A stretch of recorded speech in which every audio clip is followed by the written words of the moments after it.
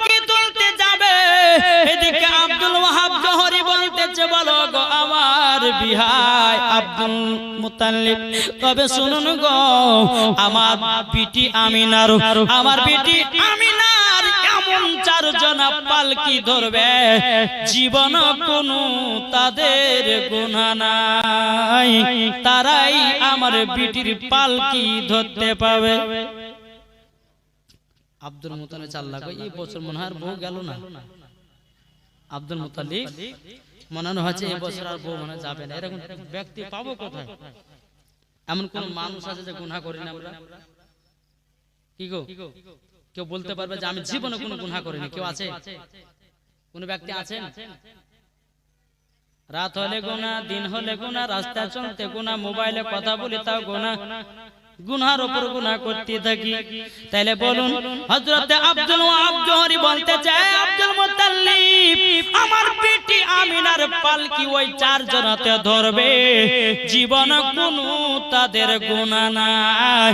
আব্দুল মুতাল্লিব মনে মনে চিন্তা করে হায় রে হায় এই বছর বউ বোধহয় আর মদিনায় যাবে, মক্কায় যাবে না, এইরকম মানুষ কোথায় ধরে পাবো?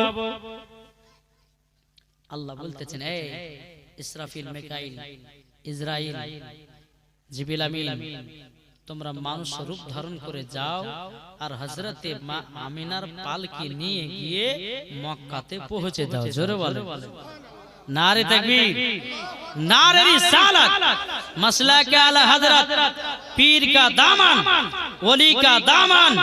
জোরে বলো সুবহানাল্লাহ।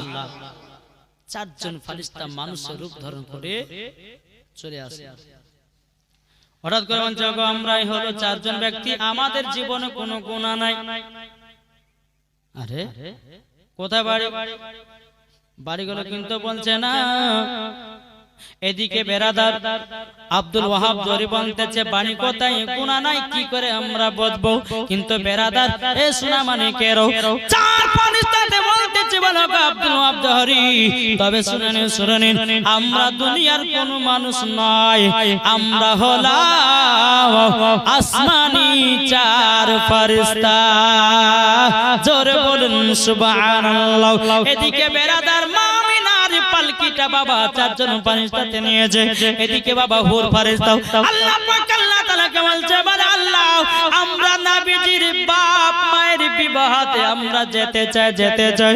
আল্লাহ পাক আল্লাহ তাআলা বলছে এ হুর ফারিস্তা তবে শোনো গো শোনো, তোমরা নবীর বাপ মায়ের বিবাহতে যেতে চাও,